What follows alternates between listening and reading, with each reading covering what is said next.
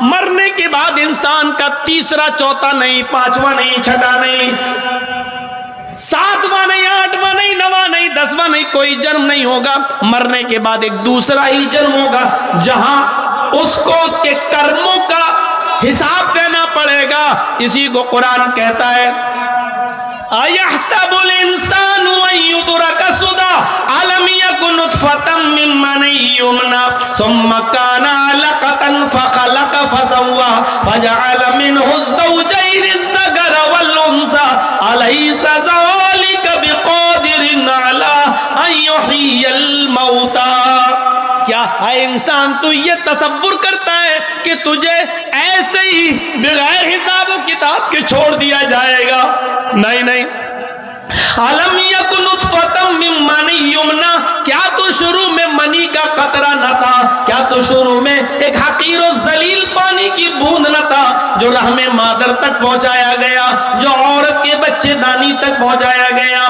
پھر اللہ تعالیٰ نے اسی پانی کے قطرے سے تیری مضبوط کھوپڑی بنائی اور اس کھوپڑی میں اتنا نرم بھیجا بنایا، دو انگلیوں کے بیچ میں رکھ کے مسلنا چاہو تو مسل دو، دھڑکنے والا دل بنایا، انگلیاں بنائی، پور بنائے، پیر بنایا، پنڈلی بنائی، گھٹنا بنایا، ران بنایا، پیٹ بنایا، پیٹھ بنائی، ریڑھ کی ہڈی بنائی، ناک بنائی، آنکھ بنائی، ہزاروں تاروں کا کنیکشن ڈال کر دو چمکتے ہوئے ٹیوب لائٹ، آنکھوں میں روشنی ڈال دی، سمجھنے والا دماغ دے دیا۔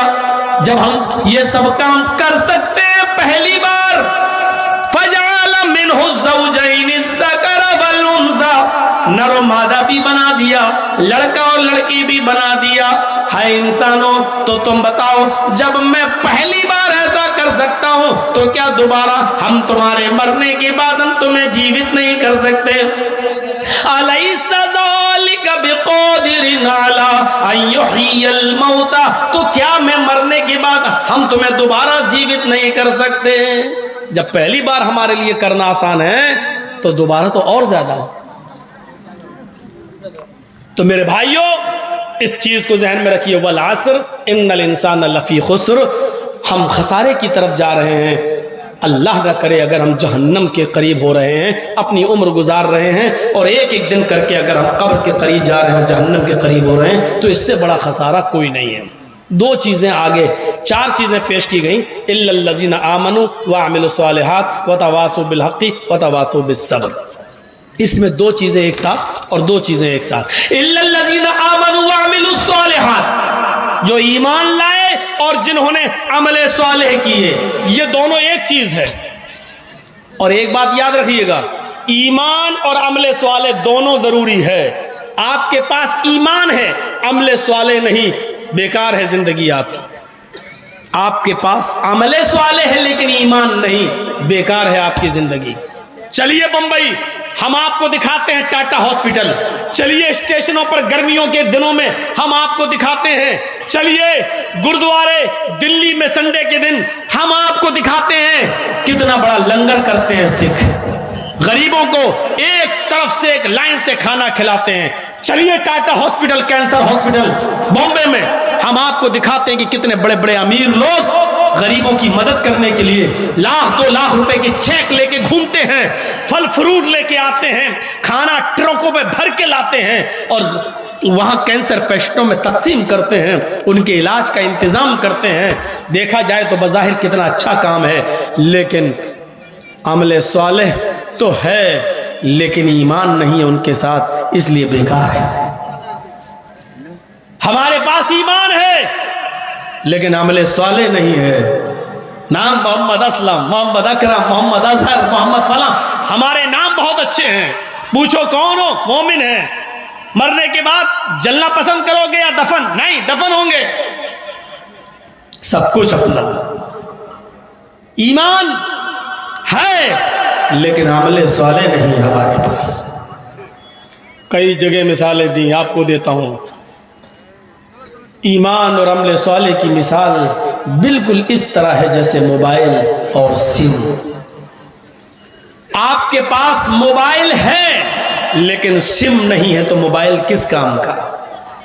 آپ کے پاس سم ہے لیکن موبائل نہیں تو سم کس کام کی؟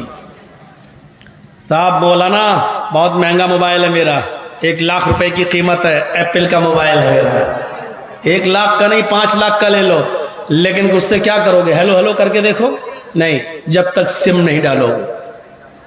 آپ کے پاس سم ہے لیکن موبائل نہیں، بہت بیلنس ہے جرجی صاحب، 20,000 روپے ہیں اس میں، ارے 50,000 ہوں، 1,00,000 روپیہ بیلنس ہے تمہارے سم میں، لیکن اس سم کو کان میں لگا کے ہیلو ہیلو بولو گے، اس سم کو جب تک موبائل میں نہیں لگاؤ گے سم کام کی نہیں، موبائل میں سم نہیں ڈالو گے تو موبائل کام کا نہیں۔ یہ دونوں چیزیں سم اور موبائل کی طرح ہیں۔ آپ کے پاس ایمان ہے، عمل صالح نہیں، بیکار ہے ایمان، اور آپ کے پاس عمل صالح ہے لیکن ایمان نہیں تو بیکار ہے عمل صالح۔ میں نے اس کی مثالیں دے دی آپ کو، دونوں ضروری ہے۔ اور ایک بات اور بتا دوں، سنیے غور سے، ایمان لو، سنیے، ایمان ایک معاہدہ ہے اور عمل صالح اس معاہدے کا عملی نتیجہ ہے۔ آپ نے معاہدہ کر لیا لیکن اس معاہدے کے مطابق اگر آپ نے کام نہیں کیا تو معاہدہ بیکار۔ مثلا سنیے، میں ایک مزدور ہوں، آپ نے مجھے اپنے گھر بلایا، جرجی صاحب میری یہ دیوار کھڑی ہونا ہے، کیا آپ اس دیوار کو کھڑا کریں گے؟ کیا مزدوری لیں گے؟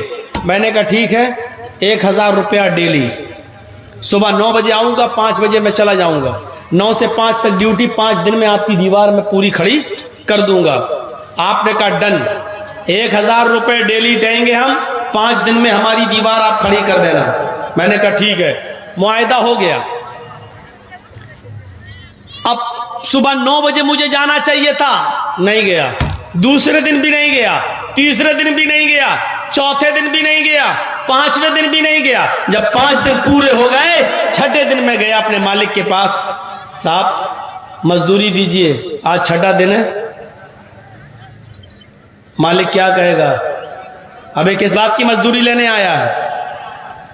صاحب اس معاہدے کی جو ہمارے اور تمہارے درمیان طے ہوا تھا، ہمارے اور تمہارے درمیان تو یہ طے ہوا تھا کہ 5 دن آپ کام کریں گے، 5 دن میں ہم آپ کو 5,000 روپے دیں گے، ہوا تھا نا؟ ہاں، تو معاہدہ تو ہوا تھا نا، اقرار تو میں نے کیا تھا نا کہ ہاں میں کام کروں گا، جی، تو لائیے نا 5,000 روپے۔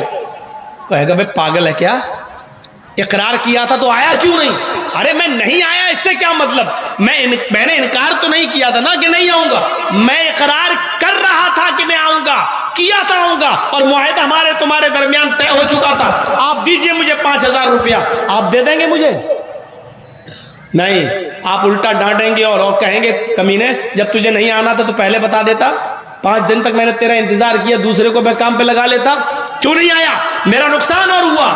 میرے بھائیوں پتہ چلا کہ صرف معاہدہ کافی نہیں ہے، معاہدے کے اوپر جو آپ نے اقرار کیا ہے وہ اقرار بھی کافی نہیں ہے، بلکہ معاہدے کے مطابق آپ کو کام کرنا تھا، آپ کو 9 بجے جانا تھا اور 5 بجے تک اس کی دیوار کو کھڑا کرنا تھا، آپ نے یہ کام نہیں کیا، اس لیے آپ کو اس بات کی مزدوری نہیں ملے گی۔ ایمان ایک معاہدہ ہے، سنیے، ایمان ایک معاہدہ ہے اور اس معاہدے کا اقرار اور اس کا عملی نتیجہ عمل صالح ہے۔ آپ نے ایمان قبول کر لیا، اسلام لے آئے، اشہد ان لا الہ الا اللہ وان محمد عبدہ ورسولہ، آپ نے اس بات کا اقرار کر لیا کہ اللہ کے علاوہ کوئی معبود نہیں اور محمد اللہ کے رسول ہے۔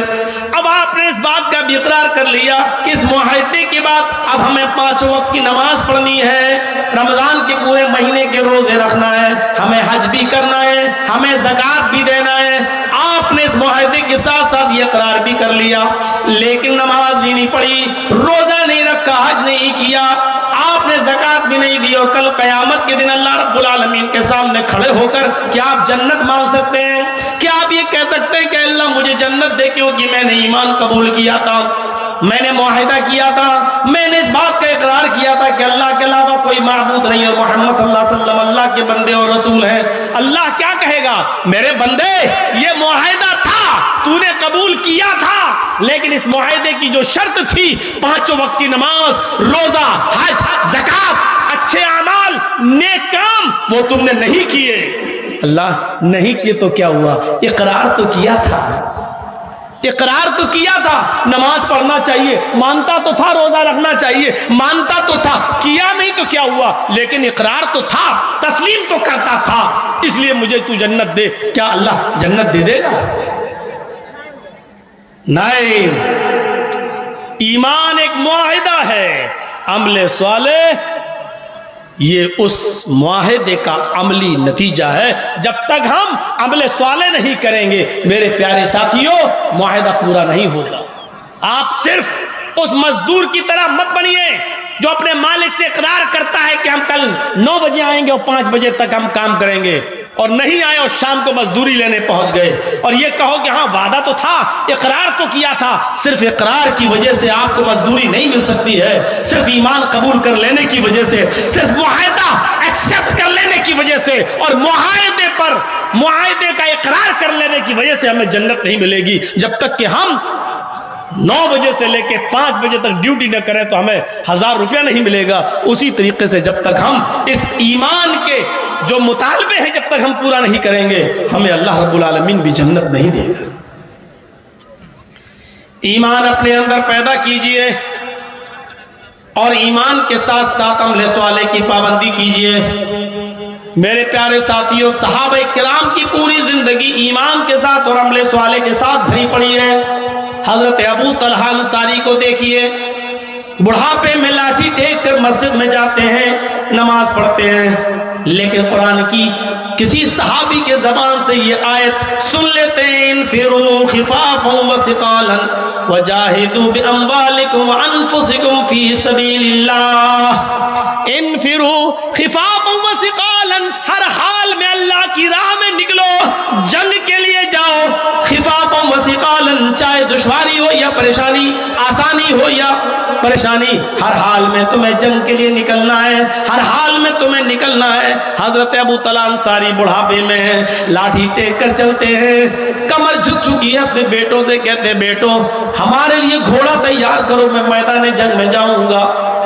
بیٹوں نے کہا ابو آپ اللہ کے نبی کے زمانے میں لڑے، ابو بکر کے زمانے میں بھی لڑے، عمر فاروق کے زمانے میں بھی لڑے، اب عثمان غنی کا زمانہ ہے، آپ بہت بوڑھے ہو چکے ہیں، کمزور ہو چکے ہیں، کمر جھک چکی ہے، اور اس وقت بھی آپ لڑنے کی بات کر رہے ہیں، جہاد میں جائیں گے۔ فرمایا بیٹو تم جو دلیل دے رہے ہو کہ میں کمزور ہو گیا ہوں، بوڑھا ہو گیا ہوں، تمہاری دلیل کمزور ہے، اس میں دم نہیں ہے۔ قرآن تو کہتا ہے انفروا خفافا وثقالا، ہر حال میں نکلو، چاہے آسانی ہو یا پریشانی، دشواری ہو یا سہولت، ہر حال میں نکلنا ہے۔ نہیں اے میرے پیارے بیٹو مجھے ہر حال میں نکلنا ہے۔ قرآن نے جب ہر حال میں کہا تو ہمیں نکلنا ہے۔ نہیں مانے، بیٹوں کا انکار باپ کا اصرار، بیٹوں کا انکار باپ کا اصرار، باپ کا اصرار ہی غالب آ گیا اور بیٹوں نے گھوڑا دے دیا، تلوار دے دی، لو تمہیں لڑنا ہے تو جاؤ، جب تم نہیں مان رہے ہو۔ ابو طلحہ انصاری جنگی قافلے میں شریک ہو جاتے ہیں اور دریا کا سفر کر رہے ہیں، سمندر کا سفر کر رہے ہیں، پانی کے جہاز میں بیٹھ جاتے ہیں، شپ میں بیٹھ جاتے ہیں۔ شاید اللہ کو یہی منظور تھا، وہ میدان جنگ تک نہیں جا پائے، اور بیچوں بیچ سمندر میں جب ان کا جہاز پہنچتا ہے، ان کی شپ پہنچتی ہے، وہیں پر ان کو بخار آ جاتا ہے اور حضرت ابو طلحہ انصاری وہیں انتقال کر جاتے ہیں۔ ابو طلحہ انصاری کو بیچ راستے میں ان کا انتقال ہو جاتا ہے، ان کو لکڑی کے ایک صندوق میں بند کیا جاتا ہے، ان کی جنازے کی نماز پڑھی جاتی ہے اور اسی سمندر کے حوالے ان کو کر دیا جاتا ہے۔ میں کہنا یہ چاہتا تھا میرے بھائیوں، قرآن کی آیت جیسے ان کے سامنے آئی اور ایمان ان کے اندر جاگ گیا، جب ایمان ان کے اندر جاگا تو عمل صالح کے لیے وہ تڑپ اٹھے۔ یہ ایمان بھی ضروری ہے اور عمل صالح بھی ضروری ہے۔ حضرت ابو الدحداء انصاری کا نام کس نے نہیں سنا ہے؟ حضرت ابو الدحداء انصاری اللہ کے نبی صلی اللہ علیہ وسلم کے پاس بیٹھے ہوئے ہیں، قرآن کی آیت نازل ہوتی ہے، اللہ اللہ کے نبی صحابہ سے کہتے ہیں من ذا الذی یقرض اللہ قرضا حسنا، کون ہے جو تم میں اللہ کو قرض حسنہ دے؟ حضرت ابو الدحدہ کہتے ہیں اللہ کو قرض حسنہ دیں گے تو ہمیں کیا ملے گا؟ فرمایا بدلے میں جنت ملے گی۔ حضرت ابو الدحدہ کہتے ہیں کہ میں نے دونوں باغ اللہ کو قرض حسنہ دے دیے، گارڈن حدیقہ، اپنے دونوں باغ اللہ کو قرض دے دیا، جائیے اے اللہ کے رسول دونوں باغ میں آپ کو دے رہا ہوں اللہ کو قرض حسنہ۔ اللہ کے نبی نے فرمایا دونوں نہیں، ایک دے دو اور ایک سے اپنے بیوی بچوں کا گزر بسر چلاؤ۔ دونوں دے دو گے تو پھر بھیک مانگو گے، تمہارے پاس کیا رہ جائے گا؟ اللہ کے نبی نے ایک باغ کو قبول کر لیا اور ایک چھوڑ دیا۔ حضرت ابو الدحدہ اس باغ کے پاس جاتے ہیں جو اللہ کو قرض حسنہ دے دیا تھا، وہاں ان کی بیوی ہیں، ان کے بچے ہیں، جلدی سے ان کو ہاتھ پکڑ کے باہر نکالتے ہیں اور کہتے ہیں میری بیوی اس باغ کا ایک بھی کھجور مت کھاؤ۔ بیوی نے کہا کیوں؟ کہا یہ میں نے اللہ کو قرض حسنہ دے دیا ہے، میں نے اللہ کو قرض دے دیا ہے۔ بیوی نے کہا اس میں فائدہ کیا ہے؟ جواب ملا کہ اللہ کے نبی نے کہا جو اللہ کو قرض حسنہ دے گا اللہ بدلے میں جنت دے گا۔ بیوی چیخ پڑی میرے شوہر اگر ایک باغ دے کر ہمیں جنت مل رہی ہے تو یہ سودا مہنگا نہیں ہے، آپ بہت سستے میں نبٹ گئے۔ آئے میرے پیارے شوہر جائیے اب اپنے بچوں کے منہ سے کھجور نکال لی اور اسی باغ میں ڈال دیا، اپنی بیوی کے دامن میں جو کھجور تھے ان کو بھی چھین کر اسی باغ میں ڈال دیا اور فرمایا اے اللہ اس باغ تک پہنچنے میں مجھے تھوڑی دیر ہو گئی، جو بچے میرے کھجور کھا چکے ان کو تو ان کے پیٹ سے میں نہیں نکال سکتا، لیکن جو کھجور میرے بچوں کے منہ میں تھا اے اللہ میں نے ان کھجوروں کو بھی نکال کر تیرے باغ میں ڈال دیا۔ اے اللہ میں نے اپنا کام پورا کیا، میں نے اپنا وعدہ پورا کیا، تو اپنا وعدہ پورا کر۔ اے اللہ میں نے یہ باغ قرض حسنہ دے دیا، تو بدلے میں مجھے جنت دے دے۔